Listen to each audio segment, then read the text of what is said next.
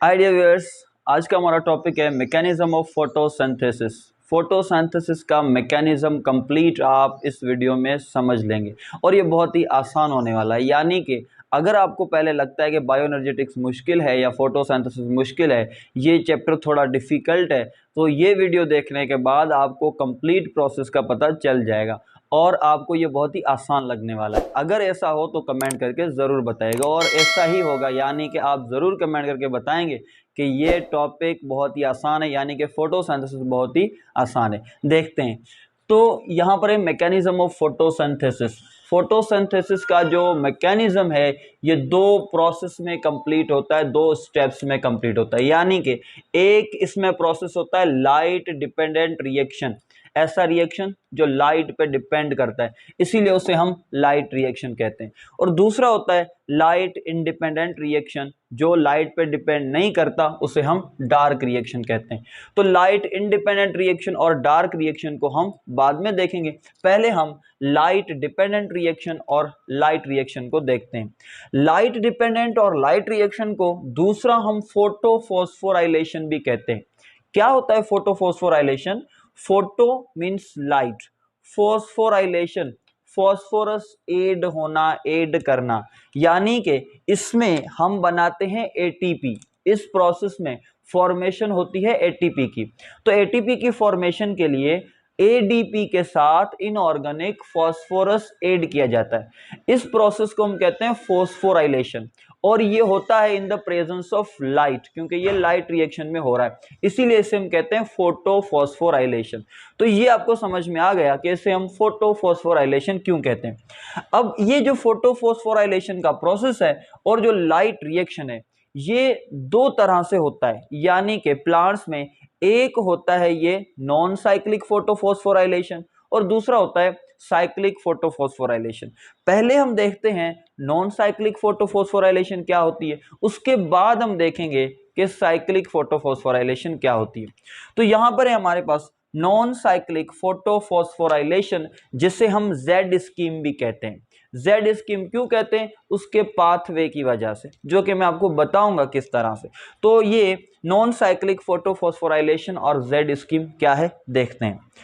अब आप लोगों ने पहले ये फोटो सिस्टम्स, एंटीना कॉम्प्लेक्स, इस तरह की चीजें पढ़ी हैं।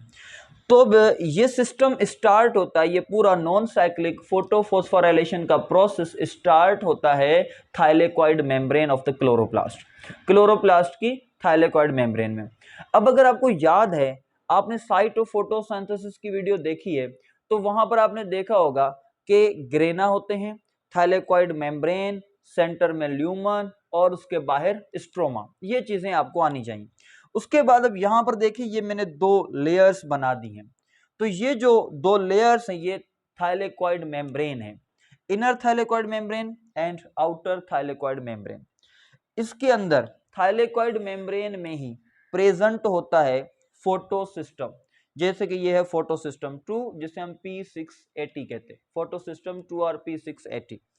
अब इसका रिएक्शन सेंटर और प्राइमरी इलेक्ट्रॉन एक्सेप्टर, जैसे लाइट इस रिएक्शन सेंटर यानी कि फोटो सिस्टम 2 पे स्ट्राइक करती है, तो ये डिफरेंट एंटीना कॉम्प्लेक्स के पिगमेंट उस लाइट को कैप्चर करते हैं और उसको ट्रांसफर करते हैं टुवर्ड्स रिएक्शन सेंटर।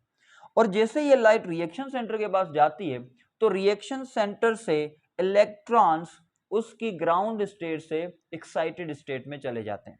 जैसे यहां पर ये दो इलेक्ट्रॉन आपको नजर आ रहे हैं, जो कि ग्राउंड स्टेट से एक्साइटेड स्टेट की तरफ जा रहे हैं।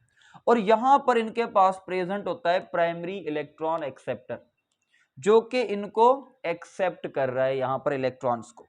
लेकिन अब यहां पर यह चीज समझनी है कि अगर कंटिन्यूअसली लाइट इस क्लोरोफिल ए के पास आती रहेगी, इस फोटो सिस्टम 2 के पास आती रहेगी और इससे इलेक्ट्रॉन मूव करते रहेंगे, तो ये इलेक्ट्रॉन्स कहां से, इनकी जो ये जो जितना लॉस्ट हो रहा है, ये इलेक्ट्रॉन जो लॉस हो रहे हैं, वो फिल कैसे होंगे? तो इसको पहले समझते हैं, फिर इसको आगे कंटिन्यू करते हैं।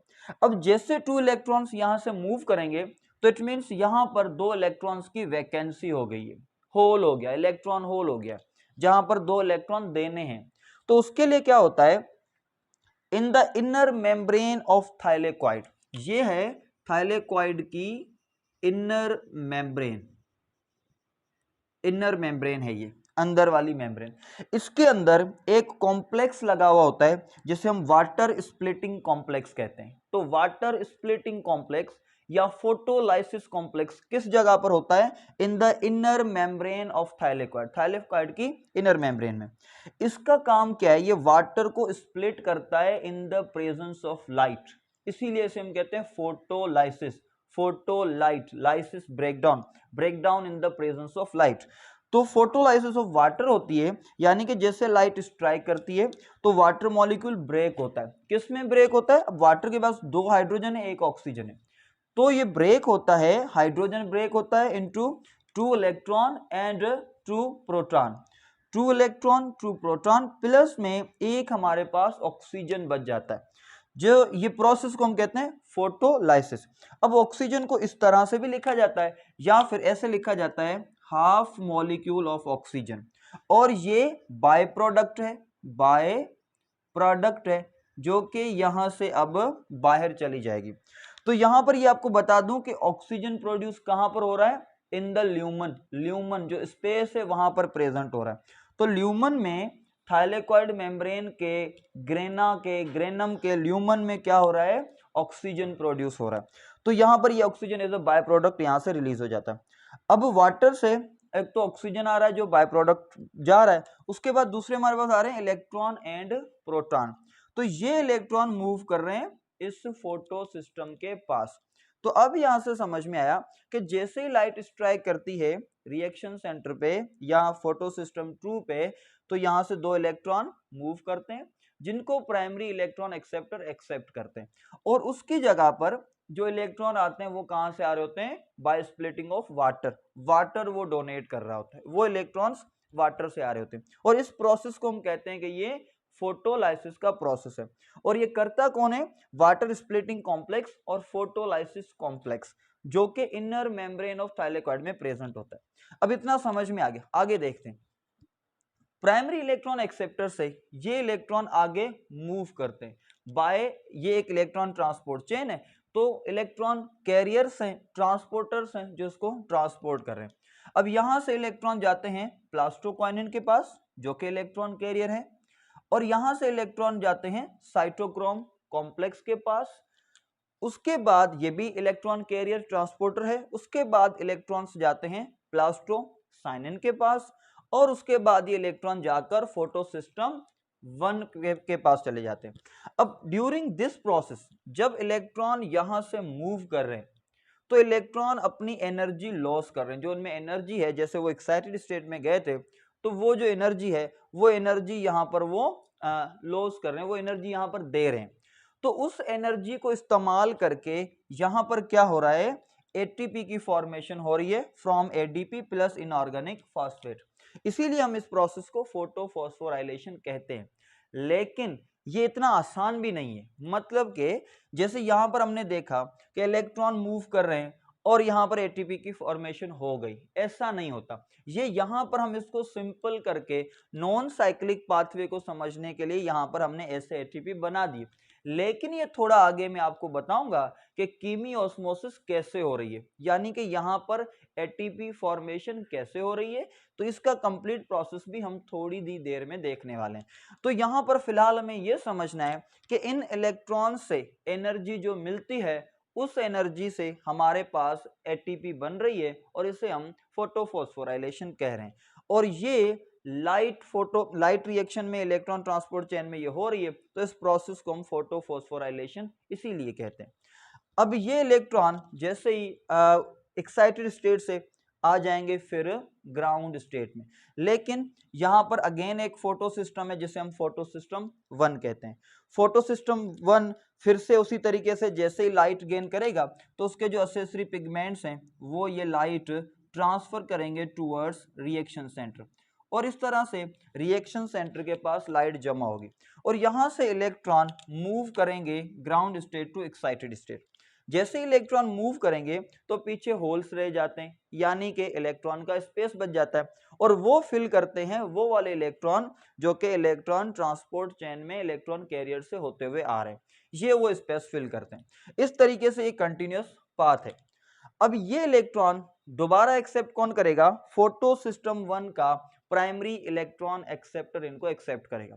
उसके बाद क्या होगा, ये जो प्राइमरी इलेक्ट्रॉन एक्सेप्टर है ये इन इलेक्ट्रॉन्स को अगेन फॉरवर्ड करेगा, मूव करेगा और ये देगा एक और इलेक्ट्रॉन कैरियर को जिसे हम कहते हैं फेरिडोक्सिन।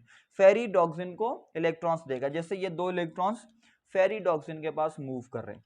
उसके बाद ये दो इलेक्ट्रॉन्स जाएंगे इसके थाइलेकोइड मेम्ब्रेन की बाहर तरफ, यानी कि अब ये थाइलेकोइड मेम्ब्रेन है तो ये इसकी आउटर मेम्ब्रेन है। बाहर क्यों जा रहे हैं, क्योंकि इसकी जो आउटर मेम्ब्रेन है ये है outer membrane of thylakoid. Thylakoid की आउटर मेम्ब्रेन, वहां पर एक एंजाइम है जिसे हम NADP रिडक्टेज कहते हैं। ये एंजाइम कहां पर होता है, on the outer membrane of thylakoid. Thylakoid की आउटर मेम्ब्रेन में होता है NADP रिडक्टेज। इस एंजाइम का काम क्या है कि ये NADP को कन्वर्ट करता है NADPH+H+ और NADPH2 में कन्वर्ट करता है ये एंजाइम, जो कि आउटसाइड प्रेजेंट है। और आउटसाइड क्या है, स्ट्रोमा। तो ये कहां पर प्रेजेंट है, स्ट्रोमा में प्रेजेंट है, यहां पर प्रेजेंट होता है। अब यहां पर क्या हो रहा है कि देखें दो इलेक्ट्रॉन्स कहां से आ रहे हैं, इलेक्ट्रॉन ट्रांसपोर्ट चेन से, जो कि NADP लेकर NADPH2 में कन्वर्ट हो रही है और इसको दो प्रोटॉन चाहिए जो कि ये स्ट्रोमा से ले रही है। लेकिन ये वही प्रोटॉन है जो कि कहां से आ रहे हैं, वाटर से वहां जा रहे हैं। लेकिन ये भी हम देखेंगे आगे थोड़ा चल के कि ये प्रोटॉन वहां तक कैसे पहुंचे, तो इसीलिए इस प्रोसेस को हम आगे अभी देखेंगे। तो यहां तक आपको नॉन साइक्लिक पाथवे कंप्लीट समझ में आ गया होगा। यानी कि हो क्या रहा है कि जो इलेक्ट्रॉन एक बार वाटर से स्प्लिट होकर आ रहे हैं वो इस photo system 2 primary electron acceptor, plastoquinone electron carrier, cytochrome complex electron carrier, plastocyanin electron carrier, then photo system 1 again primary electron acceptor, then ferredoxin और उसके बाद फाइनल NADP रिडक्टेज तक जाते हैं। तो यानी कि ये नॉन साइक्लिक पाथवे है, कोई साइकिल नहीं चल रही, जो इलेक्ट्रॉन एक बार जा रहे हैं वो जा रहे हैं, वापस नहीं आ रहे। तो इसीलिए इस प्रोसेस को हम नॉन साइक्लिक पाथवे कहते हैं और इसे हम Z स्कीम कहते हैं। ठीक है, तो इस तरीके से ये नॉन साइक्लिक फोटोफॉस्फोराइलेशन होती है। अब हम देखने वाले हैं कि साइक्लिक फोटोफॉस्फोराइलेशन कैसे हो। साइक्लिक फोटोफॉस्फोराइलेशन में क्या होता है कि सबसे पहले साइक्लिक फोटोफॉस्फोराइलेशन होती है स्ट्रोमल लेमिला में। यानी कि अगर क्लोरोप्लास्ट की स्ट्रक्चर याद हो तो अगर हम यहाँ पर एक छोटी सी स्ट्रक्चर बनाए, ये डबल मेम्ब्रेन बाउंड क्लोरोप्लास्ट है और इसके अंदर ये जो पैकेट्स होते हैं थाइलेकोइड मेम्ब्रेन के, इन्हें हम ग्रेनम कहते हैं। और यहाँ से ये स्ट्रोमल लेमिला है और यहाँ पर फिर ये दूसरे पैकेट्स जिन्हें हम ग्रेनम और ग्रेना ये कहते हैं थाइलेकोइड मेम्ब्रेन। तो ये जो स्ट्रक्चर्स आपको नजर आ रही हैं, these structures are stromal lamellae. तो स्ट्रोमल लेमिला में जो प्रोसेस होता है वो होता है साइक्लिक फोटोफॉस्फोराइलेशन का। साइक्लिक फोटोफॉस्फोराइलेशन किस तरह से हो रही है और ये नॉन साइक्लिक से डिफरेंट कैसे है। अब एक तो इससे भी हम फोटोफॉस्फोराइलेशन इसीलिए कह रहे हैं क्योंकि लाइट इस्तेमाल करके ATP की फॉर्मेशन हो रही है, फॉस्फोरस ऐड किया जा रहा है, तो इसीलिए से हम कह रहे हैं ये फोटोफॉस्फोराइलेशन है। अब ये साइक्लिक है, यानी कि इसमें इलेक्ट्रॉन साइकिल में मूव करते रहते हैं, यानी कि वो नॉन साइक्लिक की तरह कंटिन्यूअसली चले नहीं जाते। अब किस तरह से ये होता है, अब जैसे यहाँ पर ये आपके पास नजर आ रहा है कि इसमें साइक्लिक फोटोफॉस्फोराइलेशन में फोटो सिस्टम 1 जिसे हम P700 कहते हैं वो इन्वॉल्व होता है, फोटो सिस्टम 2 नहीं होता। तो फोटो सिस्टम 1 जिसे हम कहते हैं P700, ये जब लाइट कैप्चर करता है तो इसकी एंटीना कॉम्प्लेक्स में पिगमेंट जो है वो रिएक्शन सेंटर की तरफ लाइट फॉरवर्ड करते हैं और इस तरह से रिएक्शन सेंटर से दो इलेक्ट्रॉन यानी कि एक्साइटेड स्टेट में चले जाते हैं, जिन्हें एक्सेप्ट करने के लिए प्राइमरी इलेक्ट्रॉन एक्सेप्टर प्रेजेंट होता है। उसके बाद ये प्राइमरी इलेक्ट्रॉन एक्सेप्टर इनको ट्रांसफर करता है टू इलेक्ट्रॉन कैरियर फेरिडोक्सिन की तरफ और फेरिडोक्सिन इन इलेक्ट्रॉन को ट्रांसफर करता है टुवर्ड्स प्लास्टोक्वाइनिन की तरफ। तो जब ये फेरिडोक्सिन से क्रॉस कर रहे होते हैं तो यानी कि इनमें इतनी एनर्जी है कि एटीपी की फॉर्मेशन होती है। लेकिन फिर से मैं ये बता दूं कि यहाँ पर जिस तरह से हम एटीपी बना रहे हैं इस तरह से एटीपी की फॉर्मेशन नहीं होती। ये हम जस्ट अंडरस्टैंडिंग के लिए बना रहे हैं कि जैसे इलेक्ट्रॉन एक्साइटेड स्टेट से ग्राउंड स्टेट में जाता है तो इतनी एनर्जी लॉस करता है कि उसमें से फॉर्मेशन ऑफ एटीपी होती है। तो यहां पर जिस तरह से नजर आ रहा है इजीली इस तरह से नहीं होती, वो भी अभी हम समझने वाले हैं कि एटीपी की एक्चुअल फॉर्मेशन किस तरह से हो रही है। तो जैसे ये इलेक्ट्रॉन प्लास्टोक्वाइनिन के पास जाएंगे तो प्लास्टोक्वाइनिन उन्हें साइटोक्रोम कॉम्प्लेक्स यानी कि साइटोक्रोम B/F कॉम्प्लेक्स के पास सेंड कर देगा और यहां से फिर ये इलेक्ट्रॉन प्लास्टोसाइनिन की तरफ चले जाएंगे तो फिर से एटीपी की फॉर्मेशन हो रही है। तो ये जस्ट बताया गया है कि यहां पर एटीपी की फॉर्मेशन होती है, इतनी एनर्जी ये इलेक्ट्रॉन्स जो है वो देते हैं। किस तरह से होती है देखने वाले हैं हम। उसके बाद ये इलेक्ट्रॉन प्लास्टोसाइनिन से होते हुए दोबारा ये इलेक्ट्रॉन आते हैं फोटोसिस्टम 1 के पास यानी कि P700 के पास ही आते हैं। तो ये साइकिल हो रही है जिसकी वजह से इसे हम साइक्लिक फोटोफॉस्फोराइलेशन कह रहे हैं, यानी कि जहां से इलेक्ट्रॉन जा रहे हैं फोटोसिस्टम 1 से ये घूम कर इलेक्ट्रॉन ट्रांसपोर्ट चेन से होते हुए दोबारा उसी के पास आ रहे हैं, इसीलिए इस प्रोसेस को हम साइक्लिक फोटोफॉस्फोराइलेशन का प्रोसेस कहते हैं। तो बहुत ही सिंपल है कि यहाँ पर लाइट स्ट्राइक कर रही है और इलेक्ट्रॉन मूव कर रहे हैं, इलेक्ट्रॉन ट्रांसपोर्ट चेन से होते हुए वो वापस आ रहे हैं और इस प्रोसेस से हमारे पास एटीपी बन रही है। इसे हम कह रहे हैं ये साइक्लिक फोटोफॉस्फोराइलेशन है। अब इसमें इंपॉर्टेंट क्या है तो कुछ पॉइंट्स इसकी इंपॉर्टेंट है। Like only photosystem 1 is involve, इसमें सिर्फ एक ही फोटो सिस्टम इन्वॉल्व होता है फोटो सिस्टम 1, यानी कि ये वो चेंजेस हमने लिखी हैं जो कि नॉन साइक्लिक से चेंज है। तो दूसरा क्या है, नो फोटोलाइसिस ऑफ वाटर, जहां पर इस साइक्लिक प्रोसेस में फोटोलाइसिस ऑफ वाटर नहीं होती। ओनली एटीपी सिंथेसाइज्ड, सिर्फ एटीपी की फॉर्मेशन होती है। No reducing power means no NADPH2 formation takes place here. Photosystem 1 is not associated with water splitting complex or photolysis complex, यानी कि ये जो फोटोसिस्टम 1 है ये वाटर स्प्लिटिंग कॉम्प्लेक्स के साथ एसोसिएट नहीं होता, जैसे फोटोसिस्टम 2 वाटर स्प्लिटिंग कॉम्प्लेक्स के साथ एसोसिएट था। तो उसको जो इलेक्ट्रॉन चाहिए थे वो फोटोलाइसिस ऑफ वाटर से आ रहे थे, लेकिन ये इसके साथ एसोसिएट नहीं होता। तो ये कुछ चेंजेस हैं जो आपको साइक्लिक में याद करनी है और ये होती कहाँ है, स्ट्रोमल लैमेला में। अब यहां पर आपको नॉन साइक्लिक फोटोफॉस्फोराइलेशन और साइक्लिक फोटोफॉस्फोराइलेशन क्लियर हो गया कि किस तरह से ये होता है।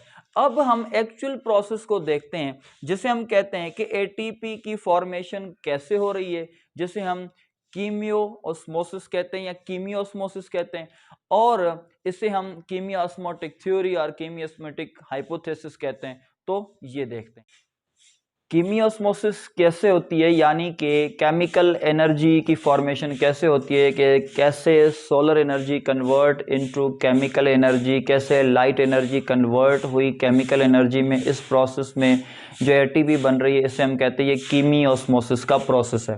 तो अब ये कैसे हो रहा है, तो यहाँ पर कंप्लीट प्रोसेस जैसे आपने अभी देखा कि नॉन साइक्लिक फोटोफॉस्फोराइलेशन कैसे हो रही है और साइक्लिक फोटोफॉस्फोराइलेशन कैसे हो रही है। तो अभी ये बहुत ही सिंपल है, यहाँ तक पे आपको क्लियर हो जाएगा कि किस तरह से एटीपी की फॉर्मेशन हो रही है और कैसे ये लाइट रिएक्शन फोटोसिंथेसिस का कंप्लीट हो रहा है। अब यहाँ पर देखें कि ये है थाइलेकॉइड मेम्ब्रेन, ये जो मेम्ब्रेन है वो है थाइलेकॉइड मेम्ब्रेन। ये जो इसका सेंटर है ये ल्यूमन है और ये जो एक्सटर्नल आउटर दिस मेम्ब्रेन ये जो स्पेस है इसे हम स्ट्रोमा कहते हैं। तो stroma, thylakoid membrane and lumen, inner space. तो जैसे यहां पर हमने लेबल क्या हुआ है, outer membrane, inner membrane, lumen, और इनर मेम्ब्रेन में हमने पढ़ा है कि क्या होता है, वाटर स्प्लिटिंग कॉम्प्लेक्स होता है। और आपको बताया था कि नॉन साइक्लिक फोटोफॉस्फोराइलेशन जो होती है, जो इलेक्ट्रॉन ट्रांसपोर्ट चेन होती है, वो किस में, थाइलेकॉइड मेम्ब्रेन में चलती है। तो ये आपको सारा फोटोसिस्टम 2 साइटोक्रोम कॉम्प्लेक्स, फोटोसिस्टम 1 और बीच में जो इलेक्ट्रॉन कैरियर्स जो आपने पढ़े थे जैसे प्लास्टोक्वाइनिन यहाँ पर होगा, प्लास्टोसाइनिन यहाँ पर होगा, फेरिडोक्सिन यहाँ पर होगा, तो वो हमने यहाँ पर नहीं बनाए क्योंकि अभी हम उनको समझ के बैठे हैं। तो यहाँ पर सिर्फ हमने एक दो मेन लिखे हैं। तो इसीलिए अब ये पूरी जो आपने साइक्लिक और नॉन साइक्लिक प्रोसेस पढ़ा वो प्रोसेस होता है थाइलेकॉइड मेम्ब्रेन में, जो थाइलेकॉइड मेम्ब्रेन होती है उसमें चलता है। लेकिन जैसे ही फोटो सिस्टम 2 से नॉन साइक्लिक फोटोफॉस्फोराइलेशन स्टार्ट होती है तो उसके लिए जो वाटर स्प्लिटिंग कॉम्प्लेक्स है वो ल्यूमन की तरफ इनर मेम्ब्रेन में वाटर स्प्लिटिंग कॉम्प्लेक्स होता है। अब जैसे यहाँ पर ये वाटर ब्रेक हुआ तो इलेक्ट्रॉन जो कि इसने दिए फोटो सिस्टम 2 को, जैसे हमने वहां पर देखा कि जैसे फोटो सिस्टम 2 से इलेक्ट्रॉन जा रहे हैं तो वो वाटर से आ रहे हैं। उसके बाद प्रोटॉन जो है ये ल्यूमन में ही जमा हो रहे हैं, जितने ही प्रोटॉन बन रहे हैं इस फोटोलाइसिस से वो सारे ल्यूमन में जमा हो रहे हैं। और दूसरा हमें मिल रहा है ऑक्सीजन या हाफ मॉलिक्यूल ऑफ ऑक्सीजन जो हम लिखें, ये बाय प्रोडक्ट है जो कि यहाँ से अब आउट हो जाती है, तो ये एक बाय प्रोडक्ट है। अब यहाँ पर इस तरह से ये वाटर की ब्रेकडाउन हो रही है। तो सबसे पहला इंपॉर्टेंट कि ऑक्सीजन कहाँ पर बन रहा है, ल्यूमन में। वाटर की ब्रेकडाउन कहां पर हो रही है, ल्यूमन में हो रही है, तो ये आपने याद रखना। उसके बाद अब जैसे यहां से इलेक्ट्रॉन मूव कर रहे हैं तो आपने नॉन साइक्लिक और साइक्लिक फोटोफॉस्फोराइलेशन में पढ़ा था कि एटीपी बनती है जब electron from excited state move करते हैं ग्राउंड स्टेट की तरफ, यानी कि जैसे वो एनर्जी लॉस करते हुए आते हैं तो एटीपी की फॉर्मेशन होती है। लेकिन ऐसा नहीं होता क्योंकि इन इलेक्ट्रॉन में जो एनर्जी है वो एनर्जी यूटिलाइज करके स्ट्रोमा से प्रोटॉन पंप किए जाते हैं इनटू द ल्यूमन। जैसे यहां पर आपको नजर आ रहा है साइटोक्रोम जो है, साइटोक्रोम प्रोटॉन एक्सेप्टर है। ये साइटोक्रोम जो है, इस साइटोक्रोम को हम कहते हैं प्रोटॉन एक्सेप्टर। ये प्रोटॉन को एक्सेप्ट करता है और इलेक्ट्रॉन कैरियर और ट्रांसपोर्टर है। तो ये इलेक्ट्रॉन को जैसे ही कैरी करता है तो उन इलेक्ट्रॉन्स की एनर्जी यूटिलाइज करके ये प्रोटॉन को पंप करता है from stroma to lumen, lumen में ये क्रॉस करवाता है। तो अब इस तरह से क्या हो रहा है, एक तो स्ट्रोमा से प्रोटॉन आ रहे हैं ल्यूमन में, जो कि कौन करवा रहा है, साइटोक्रोम कॉम्प्लेक्स करवा रहा है, और दूसरे प्रोटॉन यहां पर जमा हो रहे हैं ल्यूमन में by splitting of water bye photolysis. इस तरह से ल्यूमन में प्रोटॉन्स जो हैं ये जमा होते रहते हैं। आगे का प्रोसेस आपने पढ़ा हुआ है कि photo system 1 non cyclic photophosphorylation में फिर यहां से NADP रिडक्टेज है जो कि NADPH को रिड्यूस करता है। लेकिन फिर यहां पर हमने पढ़ा था कि हम आगे देखेंगे कि ये प्रोटॉन कहां से आ रहे हैं। तो अब जैसे यहां पर जब प्रोटॉन ज्यादा हो जाते हैं, स्ट्रोमा में प्रोटॉन कम हो जाते हैं, जब एक प्रोटॉन ग्रेडियंट बन जाता है तो उससे क्या होता है कि जो F0 पार्टिकल है ये एक्टिवेट होता है और ये F1 पार्टिकल को एक्टिवेट करता है। अब F0 पार्टिकल क्या है, ये एक हेल्प करता है फैसिलिटेटेड डिफ्यूजन में, यानी कि कैसा प्रोटीन जो कि डिफ्यूजन करवाता है, फैसिलिटेटेड डिफ्यूजन में हेल्प करता है। तो ये है F0 पार्टिकल। उसके बाद जो F1 है ये एटीपी सिंथेज है, या जिसे हम एटीपीएज कहें, एटीपी सिंथेज, जो एटीपी की एक्चुअल फॉर्मेशन करवाता है। तो जैसे ही प्रोटॉन जिसमें एनर्जी है, क्योंकि वो इलेक्ट्रॉन वाली एनर्जी ट्रांसफर हुई है इनटू प्रोटॉन, तो ये एनर्जी वाला प्रोटॉन जैसे ही F1 इसको फैसिलिटेट करता है, मूव करता है F0, और ये आता है F1 के पास। तो जैसे ये F1 से क्रॉस करता है और ये ल्यूमन से बाहर दोबारा कहां पर आ जाता है, इनटू स्ट्रोमा, दोबारा ये स्ट्रोमा में आ जाता है। तो जैसे ये स्ट्रोमा में आता है, मूव करता है, तो इस दौरान इसकी एनर्जी यूटिलाइज करके एडीपी और इनऑर्गेनिक फॉस्फेट से एटीपी की फॉर्मेशन की जाती है। तो एक्चुअल जो हमारे पास एटीपी बन रही है वो यहां पर बन रही है और वो इस तरह से बनती है। यानी कि जो भी हमने साइक्लिक और नॉन साइक्लिक फोटोफॉस्फोराइलेशन में एटीपी की फॉर्मेशन की है वो एक्चुअली एटीपी इस तरीके से बनती है यहां पर, वैसे कहीं पर भी नहीं बनती। वैसे प्रोटॉन मूव करते हैं ल्यूमन में और इस तरह से एटीपी की फॉर्मेशन होती है। तो ये है एक्चुअल प्रोसेस एटीपी की फॉर्मेशन का। उसके बाद अब ये प्रोटॉन आ रहे हैं स्ट्रोमा में, तो ये प्रोटॉन स्ट्रोमा वाले मूव करते हैं NADP के पास और यहां से NADPH2 हो जाता है। इलेक्ट्रॉन इलेक्ट्रॉन ट्रांसपोर्ट चेन से आते हैं, प्रोटॉन स्ट्रोमा से आते हैं, इस तरीके से ये प्रोसेस कंप्लीट होता है। तो इसमें होप आपको कंप्लीट नॉन साइक्लिक, साइक्लिक और कीमियोस्मोसिस कैसे होती है, जिसे हम कीमियोस्मोटिक थ्योरी और हाइपोथेसिस कहते हैं, ये कंप्लीट आपने समझ लिया। तो अब आपको फोटोसिंथेसिस का ये लाइट रिएक्शन बहुत ही आसान लगेगा। अगर ऐसा है तो कमेंट में ज़रूर बताइए।